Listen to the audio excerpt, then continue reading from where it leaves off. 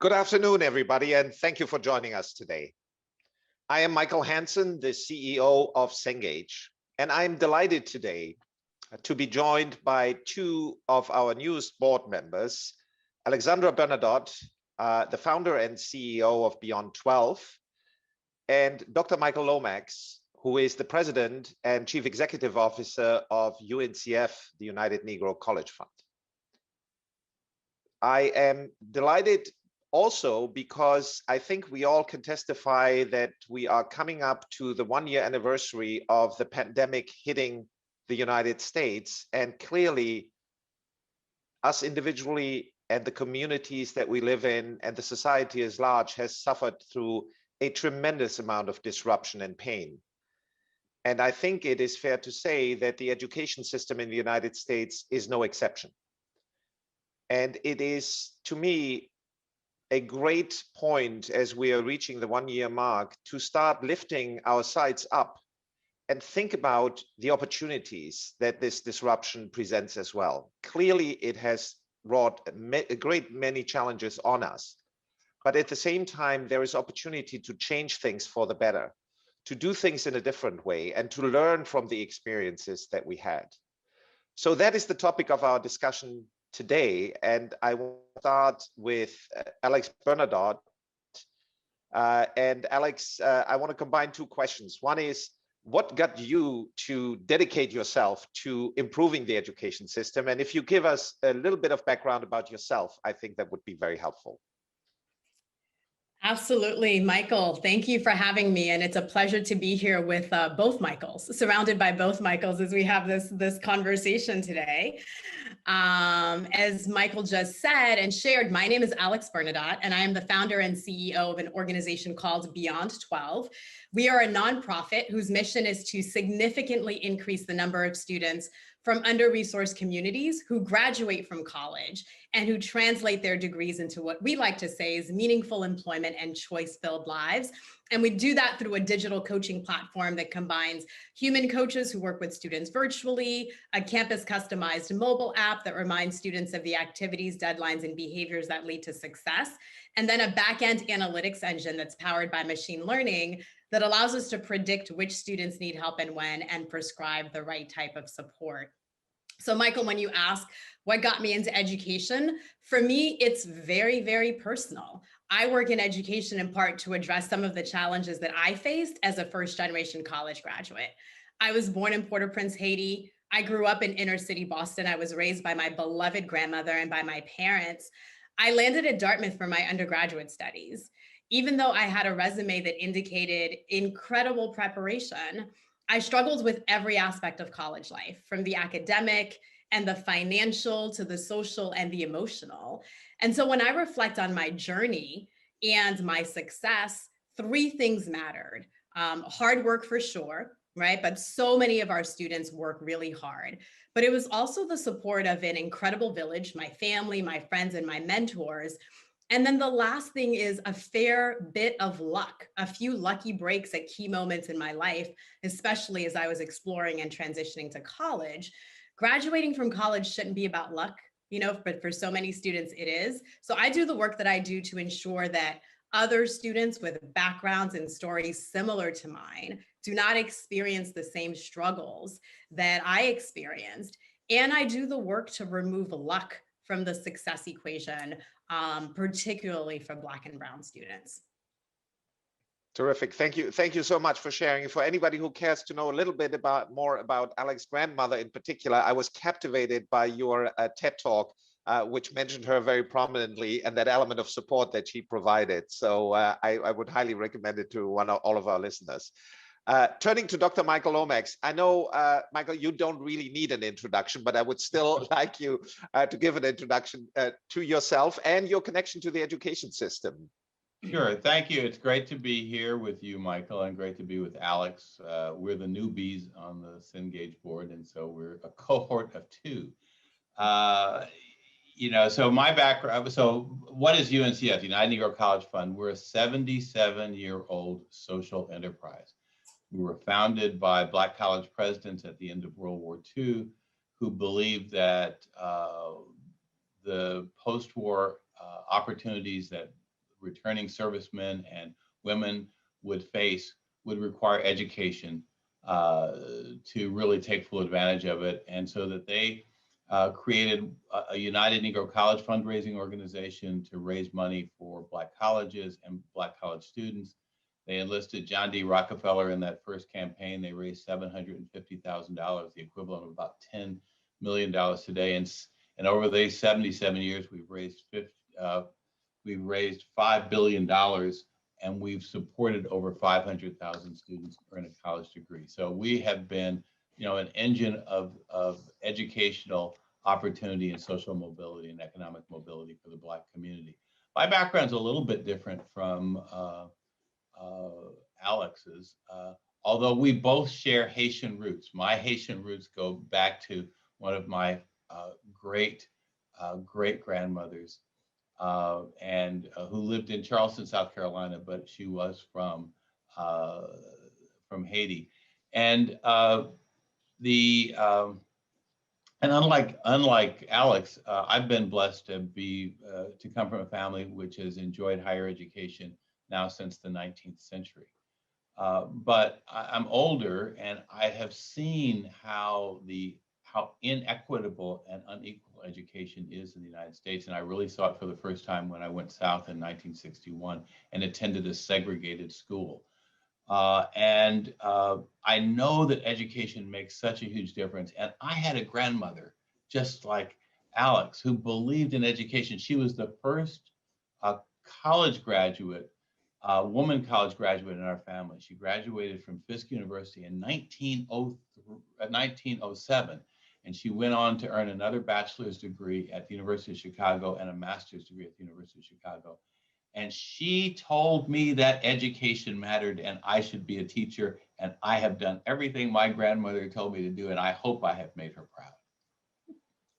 Absolutely. And it feels to me that we could have an entire dialogue about the power of grandmothers and the importance of women in society and education to begin with. Amen. But I do want to do that as a separate talk, maybe down the road. But what I will say is, and I'd be curious in both of your senses about this. I think with all the progress that has been made, which we should acknowledge, and both of you have clearly contributed to this, I think the pandemic has in many ways accelerated some of the inequities and has really shone a light on the fact how quickly and how fragile our progress is. If I just look at from the Cengage perspective, what we have seen over the last 12 months is a very uneven development of college enrollments for Black and brown students and lower income students relative to average other students. Significant declines in enrollment there, and I know, Michael, you see some of the same numbers in your system. It is a cause of grave concern for me, for the society at large, not only the education system. Michael, maybe starting with you on this one, what do you think is the most pressing problem right now, given COVID and the overlay of that? Well, I think that you're absolutely right. The progress has been fragile, and I worried from the very beginning of COVID, even before we saw the inequitable, disparate impact it was having on Black and brown communities, that we ran the risk of losing a whole generation of Black students. I'm focused on Black college students, but I was at a KIPP charter school board meeting yesterday. And we know that this is affecting students at every point along the education trajectory. So we're seeing, Black and brown low-income students in public schools not getting the educational opportunities that their more privileged peers are getting. We're seeing Black college students enrollment, particularly in community college, drop by double digits. One of the things that I can say gives me a glimmer of hope is that in historically Black colleges, the decline in enrollment has been less than 10%, largely because we were very proactive as a community in addressing some of these concerns. But we're also we're already seeing across all of higher education, except the most elite and privileged institutions, we're seeing declines in applications. And I think that, this is another consequence that we're going to see progress in expanding educational opportunity to Black and brown, low income, but all people is going to be taking a real kick in the gut as a result of COVID. Alex, from your perspective, I mean, you're seeing it day to day, interacting with students as well. What do you see as the major impact right now of the COVID pandemic? I think it's exactly what both of you have already talked about, right? We're seeing these significant declines in enrollment. According to the National Student Clearinghouse, for the class of 2020, college enrollment, plummeted by 22% overall compared with 2019, and then more than 33% for graduates of high poverty high schools, right? As Dr. Lomax was just talking about. And I think the number that is particularly alarming, again, that both of you have alluded to, is the decline in enrollment at community colleges. I think in past years, when there's been an economic downturn, our community colleges have been the engines, right, of fueling economic growth. And we've seen in the past, right, the community college enrollment goes up as folks think about reskilling, as folks are leaving the workplace, but that's not what we've seen this year. As Dr. Lomax said, we've seen a 10% decline. And so that's really alarming. And I think the biggest challenge for us now is, how do we ensure that these short-term declines, or that these declines that we're seeing, do not permanently, right, result in derailing our students, particularly our students who are most vulnerable, our Black and brown students, our students from under-resourced communities. Because these challenges amount to more than just a series of individual tragedies. Like we have, through the coaching that we're doing with students, we have individual stories, but they represent the lost economic mobility for young people and their families, and potentially the progress of an entire generation. So there just has never been a more important time for us to focus on equity and focus on redesigning, because we risk losing significant populations of our students. If I could just add a little bit to that, I think the question is, why is it that in this economic decline, people aren't, immediately rushing off to get reskilled and upskilled? I think there are a couple of reasons. Number one is they're having to work. They're having to work. They're having to take, whatever job they can find to keep food on the table, to keep, a roof over their heads. And what we're hearing back from our students is they are trying to they are now breadwinners for their families, because older family members are ill or dying at the worst of the pandemic. They're also caregivers for younger siblings because children are at home. They're not. So there's just a lot that's happening that is really making it hard to be a student. And that for so many people, low income, first generation Black folks, they don't have access to Wi-Fi, and they don't have access to devices that enable them to remain in school and to balance, work and getting an education. Some of them, all they have is a cell phone, and they're taking courses on a cell phone. So, I think that the degree of difficulty has just gotten way bigger. And, I think that we're going to have to look to all hands on deck in this country to address this, both in terms of helping these people, these young people, get the educations they need, but also delivering education in ways which enable them to take advantage of it without maybe always being in a classroom, but having the capability to do this technologically. Yeah, and I want to pick up on this point, Michael, because I think it is so critical. You mentioned it will require an all-out national effort. This is not about tweaking things here and there. This will require an effort, and Alex, you referenced the numbers. I mean, the declines are massive. I mean, it is truly, as you said, Michael, there's a risk of losing an entire generation here. This is not a risk of a drop here and there. How do, you know, and the other thing I just want to state around this is I do believe that the education system, all of us need to challenge ourselves also to make it easier for students to access the system. And that has a lot to do for me with affordability. It has a lot to do with a rigid system. We ask people to enroll for a certain period of time, then you get a degree, etc. And I think technology now affords us to be actually a lot more flexible and do things in smaller increments. Give people certificates as opposed to giving them a degree, and that will help them to get a better job. So I do think we have a challenge for all of us, and I want to pivot it to those practical solutions, but I don't want to move on without elaborating a little bit on the point of an all-out national effort. And I would love for both of you to comment on, to the extent that we have seen things come out of the new Biden administration, how do you judge it? What is your sense of what the new administration, as the federal administration, is doing? Does it make sense? Doesn't it make sense? And Michael, you wrote I thought, an extremely thoughtful piece in The Atlantic a few days ago. And I'd love, again, to start with you. Sort of, what's your sense? Are we at the cusp of an all-national effort, or are we going to go down into sort of piecemealing it? Well, I think that the Biden administration is sort of learning from the mistakes, I want to be careful how I say this, of the Obama administration. You know, Obama came in at a really low point in the economy, and he chose healthcare as a solve. And it's been a divisive issue, a very important one, but a divisive issue. And there was a lot of talk at that time about, well, shouldn't he have had a Public Works Act?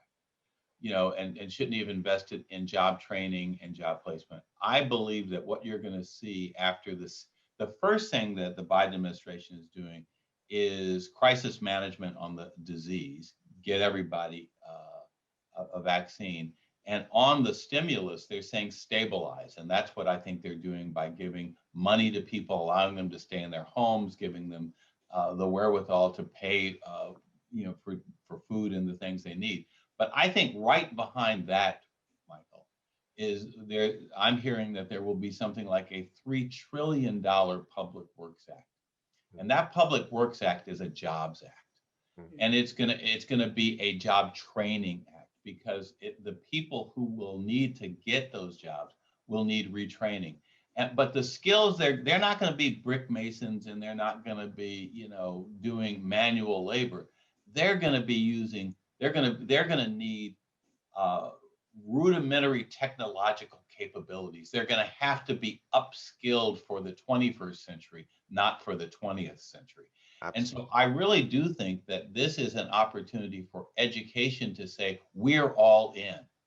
And maybe folks aren't going to be getting a straight line from a freshman year to a bachelor's degree, but they could be building stackable credentials that will be part of a maybe longer term getting from being a high school graduate to having a solid post-secondary set of credentials that enable them to earn a good living in the 21st century. And so I see there's a big role for education. There's a big role for job training and upskilling. And we're just going to have to say that, again, all of higher education has got to play at this. And because otherwise we're going to lose our prominence as the global leader in the economy of the world. No question about it. And I can just add, a data point from our perspective. And as you guys are getting more and more into the Cengage business, that we have an online skills business, which does exactly this, what you are just describing, giving people for like $1,500 a course, giving them something tangible, either in medical coding or in HVAC technicians or in computer programming, that they can take literally to the bank. They can take to an employer and say, here, I have a skill that is relevant and that is tied to what you're actually looking for. And Alex, from your perspective, are you seeing the same thing in the demand with the students that you're working with? Are you seeing that ask coming through of more flexibility and give me something that is stackable and helps me get a job?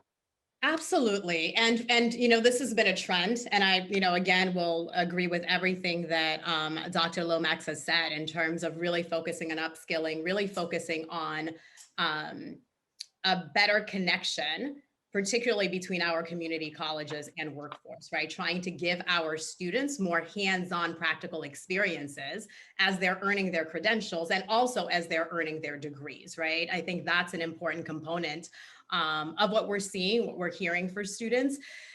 That's on the one hand. I think on the other hand, we actually need employers, right, to move to become skills-based and degree agnostic, because we keep talking about this degree agnostic utopia that we're moving into.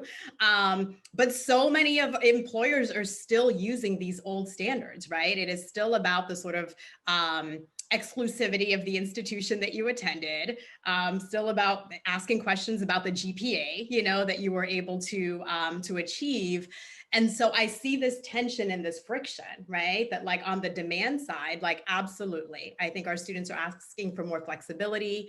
I think we need to think about, just different skills and different pathways for our students. But we got to change that on the other side as well. And employers have to change their recruiting systems to reward, this kind of skills-based approach. And until we do that and we combine the two, I fear that we are going to sort our Black and Brown students, right, into these sort of skills-based pathways and not have those skills have genuine economic value, right, in the market where employers are actually making hiring decisions based on those skills. I think the other thing that I would add to the equation, just in terms of the Biden administration, I think jobs and affordability, jobs is definitely a key thing. I would also suggest that we continue to focus on affordability, right? Systems like FAFSA and Pell Grants and Federal Work Study were created to address unequal access to higher education, but the systems have become cumbersome for administrators, unclear for students and parents, and it's making it difficult for the aid that we do have to be delivered where it's most needed. So I would recommend continuing to focus on the other end as well, simplifying the pathways to federal aid, making college costs transparent for students and parents, and then ensuring equitable distribution of higher education resources. I think there's a real opportunity for the administration to focus on those aspects of it as well. Yeah, on the access side of this, we're pushing, and I've been pushing this for the last 3 years, doubling the Pell Grant. I mean, it's just, that's not, there does have to be reform to the borrowing, but for so many of the people that we're very focused on, taking a Pell Grant from $6,000 to $13,000 will make a huge, huge difference. And then I would just say on the employer side, I think that we're beginning to see that there's competency-based assessment. I mean, they're starting to say, I have a daughter who is an engineer, and she dropped out of college because she felt she had the competencies that were required. And nobody asked to see, where's your degree? They gave her a coding assignment, and if she could do it elegantly and on time, she got a job. And I do think that there's going to be more of that. And I think people are going to be, some people are just going to be a little bit surprised that that degree that they spent $100,000 on is not going to get them the job that they would like to have today. And I think the people are surprised and actually have been surprised for a while, right? I mean, one of the statistics I love to cite is we have 10 million unemployed, countless underemployed, and 6 million job openings. Yeah. What's wrong with that equation, right? Something doesn't fit in this equation. And I do think it is exactly what you're saying, that the skill sets that a degree used to signal is not necessarily there from an employer perspective, and employers need to be more flexible. And I'm speaking as, leading one of those employers. We have about 4,500 people around the world, 3,000 in the US. We constantly have job openings, and we are guilty as charged, Alex, to your point, to traditionally have a very rigid system. You got to have these degrees, etc., but not really doing the hard work of defining what does this role really require, and can we have an assessment like, Michael, your daughter got, that will get us access to a completely different labor pool and allow us to fill the job quicker than we did before. So I think it is really back to this is a joint responsibility. We can only reform the system if everybody takes responsibility. And what we shouldn't be doing is pointing fingers of who does things or whatever, which unfortunately happens, often, that people are always looking at the other side of the equation. Or the other side of the people. But I do think employers are starting to take it seriously. I see companies like Google, like Amazon, taking a very different approach to this. But I think it's important that we also acknowledge it has to happen fast, because it can't be that we are on this 10-year journey of everybody reevaluating the risk. I mean, what stuck with me from our conversation most so far has been the conversation about a generation lost. And if we're losing a generation of Black and brown students, if we're losing a generation of students with lower income families living in the Midwest, et cetera, and have them permanently under or unemployed, I think we're not only, I would argue, we're not only losing our place in the global economy, I would say we're starting to lose the cohesion of our society. We're starting to lose something very, very important in this. So in that spirit of a bit more sort of sense of urgency, what would you like, Alex, to see in 12 months? When you look 12 months from now and you look back, what are your top 2 or 3 things that you think, I hope we have accomplished that as an education system? So here are a couple of things, Michael, that's such a good question. So a couple of things that I want to say about the premise of this conversation that is connected to my response, right? Those of us who are in education and I think who work in systems have been fond of saying that the system is broken. I want to suggest that our education system is not broken. Systems achieve the outcomes they are designed to achieve. The inequitable outcomes that we know of too well that we're talking about are not the result of a broken system, but the impact of a system that is functioning just as it has been designed, right? To open the path of opportunity for a select few and close it for many others.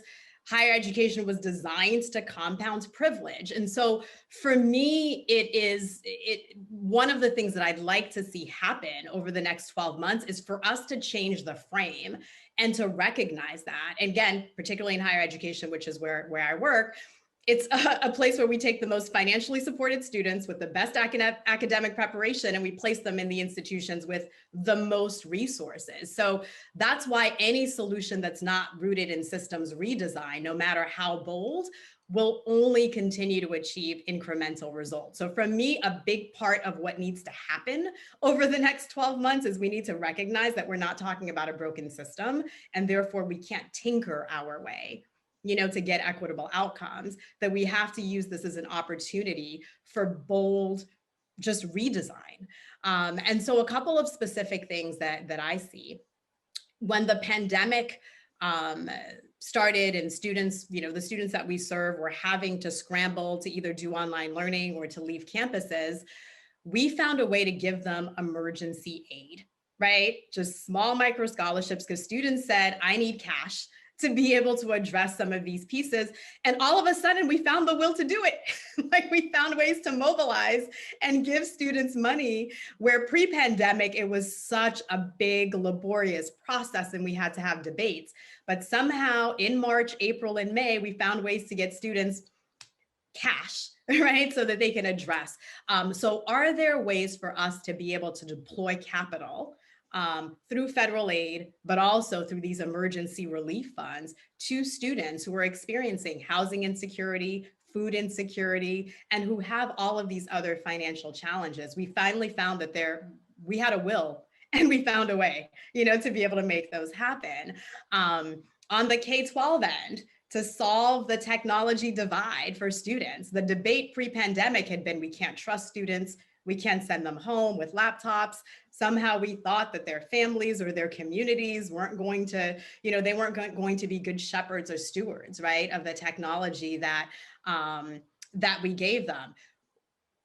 In the pandemic, we found a way to do it. We found a way to give, and I know that divide still exists, but there were school districts who actually mobilized resources, right, to ensure that every single one of their students had access to a platform and to hubs, like Wi-Fi hubs and hotspots to be able to engage in online learning. So again, we found a way to galvanize the resources because we had a will to be able to do those things. And so I'd like to ensure that post-pandemic, and as we think about the recovery, that we are able to deploy resources and capital as quickly as we were able to do it during the pandemic to the communities that need them the most, right? So those are just a few of the examples for me, but I think the biggest piece is, can we stop saying the system is broken? Can we say that it is actually operating as it should, and therefore redesign it so that it is achieving equitable outcomes? I love it, Alex, because I've been quoted as somebody who's saying the system is quoted, and you in this conversation convinced me that I'm actually wrong and you're right. The system is not broken. It does exactly what it's supposed to do. Unfortunately, what it's supposed to do is not the right thing to do for our community and for for the outcome that we want to achieve. So I point very well taken. Michael, what's your wish for the wish list for the next 12 months? Well, as you know, somebody who really is into scholarships, I don't have to speak as eloquently about it as and I can't as Alex has.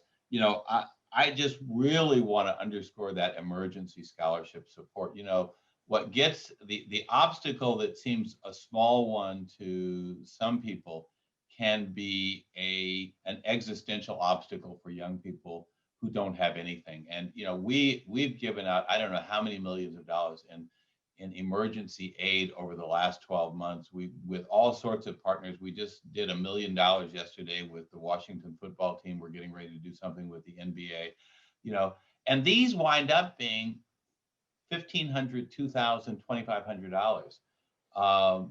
And they do, you know, they help students get the technology they need, the access to Wi-Fi they need, the food that they need, the shelter that they need. I mean, these are very basic, immediate needs. So I would underscore that as well.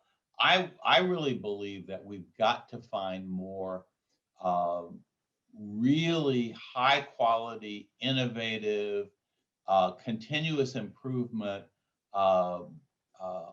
online learning platforms. We're building one called HBCU Virtual that we are doing for our 37 HBCUs and anybody else who wants to join in. We're designing it. We're getting faculty. They're going to have the capability to use this effectively, and it's going to be student friendly, because while there will be in-person learning going forward, there have got to be these online and user friendly, not just efficient, but user friendly environments for students to learn using digital platforms. And you know, and there need to be more of them. We believe HBCUV will be an important one. I want to see a greater focus on meaningful career education. You know, and that every young person who is on this post-secondary journey, and really even before they begin that, they've got to know where they're trying to go, and they've got to be able to get those increments of learning and education that will prepare them for the kinds of jobs of the future. And that all of their learning is not only just stackable credentials, but it's stackable internships, so that they're actually getting to put to practice what they're learning in the classroom. And then the final thing I would say is that we just have to continue to invest in the students who have the most needs and the institutions that serve them. In America, the richest institutions serve the people with the greatest wealth. You know, Harvard has a $40 billion endowment. All of the historically Black colleges together have less than a $4 billion endowment. You know, 1% of Harvard students are low income. 75% of the students who attend Black colleges are low income. I don't want to take anything from Harvard, but what I would say to the great wealth of this country is they've got to invest in those institutions that are engines of economic and social and educational mobility. The great abolitionist Frederick Douglass said, knowledge is the pathway from slavery to freedom. It was in the 19th century. It is the pathway from poverty to economic opportunity in this country today. No question about it. I would agree. And let me add a personal note as well on the point that you made, Michael, around this seeing the works environment much more interwoven with the education environment, and stackable internships, etc. And as you both know, I emigrated to this country about 35 years ago from Germany, and I will say, while there are many things you can say about the German education system that are not flattering, one thing they actually figured out very well is to make the system connected between the employers and the workspace. And I'm not saying this without data. Germany, Austria, and Switzerland, who are the only three countries that have that system, have for 20 years lower youth unemployment than regular unemployment, than average unemployment. That speaks for itself. It does work. We can look actually at systems there where that connectivity happens. And frankly, as an employer, I would say this is such an obvious payback. Imagine that you hire somebody and you don't have your typical 50-50 odds that that person is going to work out, but you have almost a 90% guarantee because she or he knows what this job is about, has in fact practiced aspect of the job before, had an internship before. The enormous cost savings are material and are absolutely critical for profit enterprise.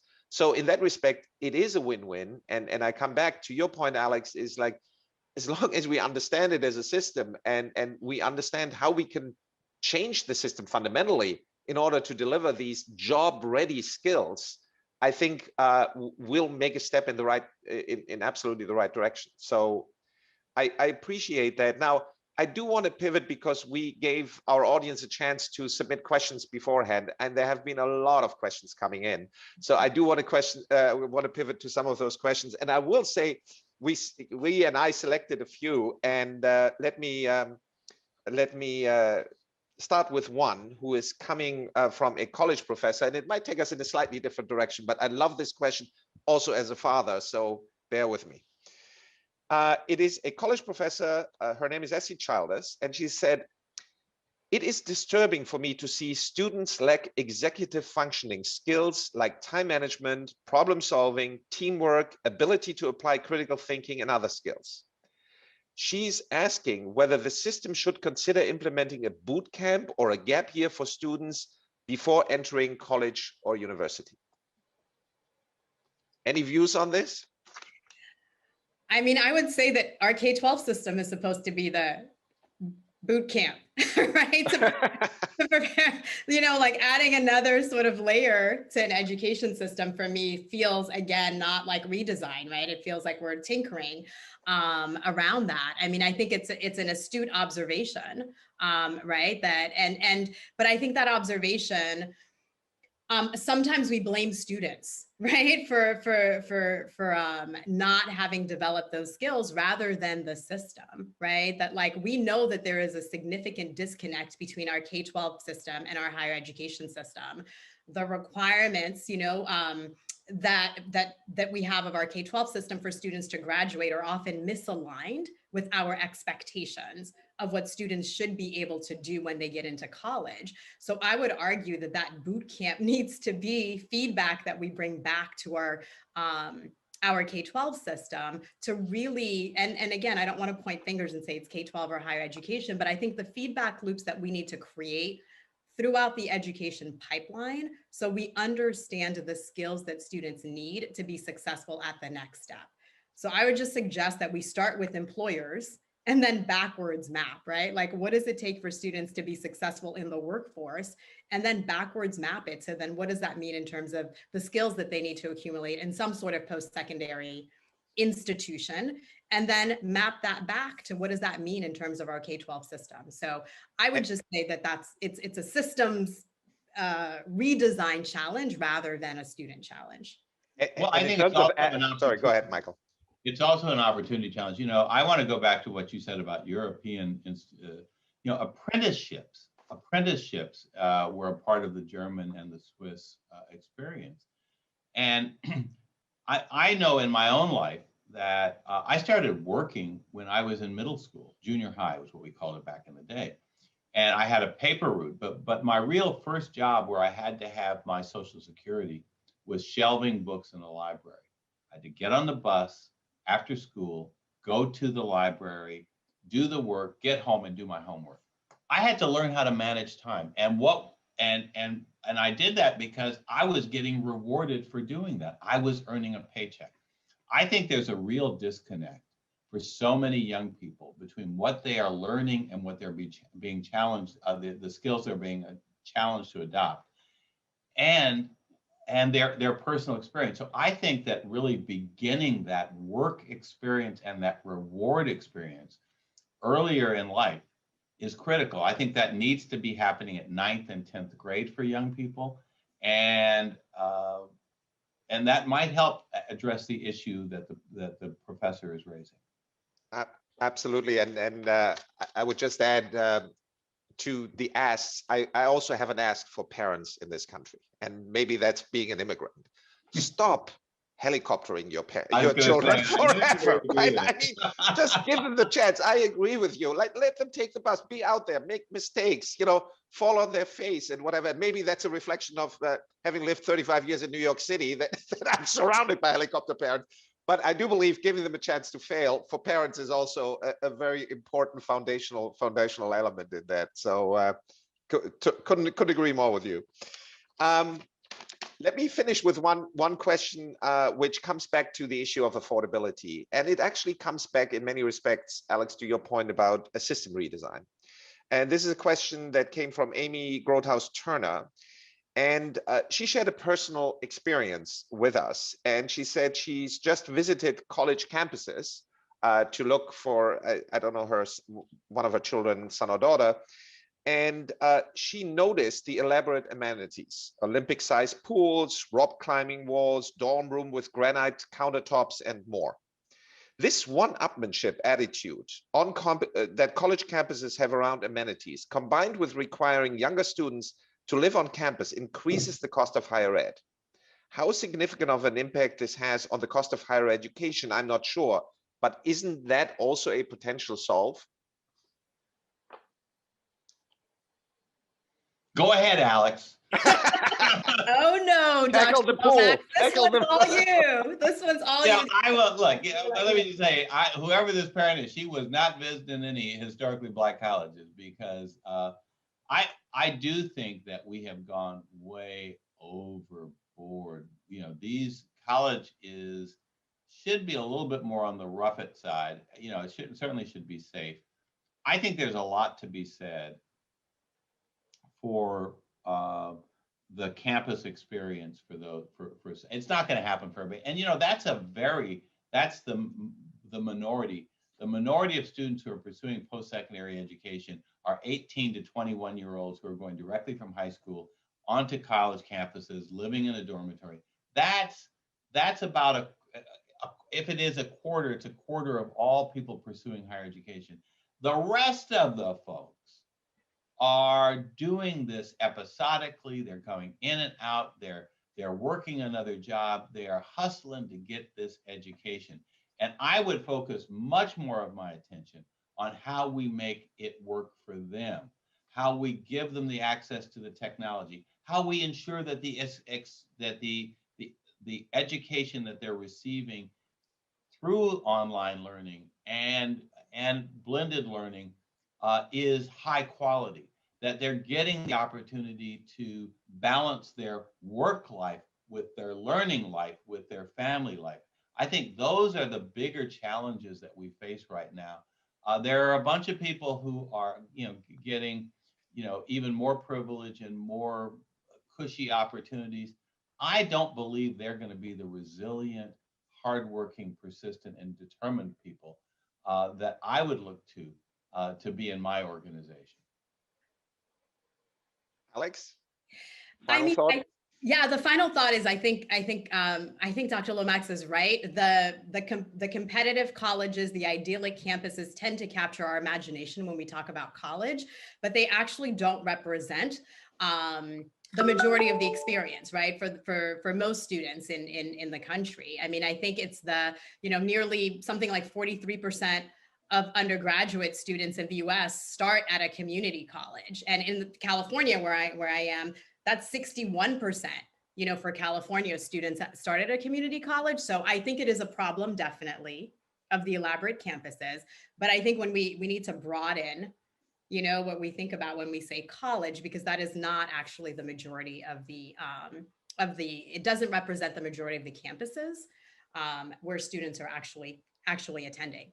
Vast majority are attending under-resourced community colleges, right? Where the financial equation is a bit different. Absolutely. No, I would agree with everything you said. I do think that the kernel of very much truth in that question is though that we need to challenge everything in the education system and ask ourselves the question, what is really adding value? And can we do it in a different way? To the question that you raised, Michael, beforehand, like what parts of the education could we potentially deliver digitally, online? What can we do in a cost-effective way for $1,000 as opposed to $30,000? And I do think that continuous probing of all participants, I do think is incredibly important and will hopefully deliver the progress that both of you have so aptly articulated that we want to have over the next 12 months. Let me end by saying thank you, first of all. Secondly, I warned you that this was an experiment. So this is LinkedIn Live. They experimented with it. We are experimenting with it. But based on my personal experience over the last 45 minutes, I can tell you that I would be very surprised if it weren't a success. I tremendously enjoyed the conversation with both of you. I thought we hit on some important topics, and I am looking forward to continuing this a bit as a series because I do think voices like Dr. Lomax's voice and Alex Bernadotte's voice need to be heard, and I think we need to all contribute to the improvement of the education system. So a very warm and heartfelt thanks, and I'm looking forward to continuing to working with you even closer over the next few months and years to come. Thank you. Thank you both.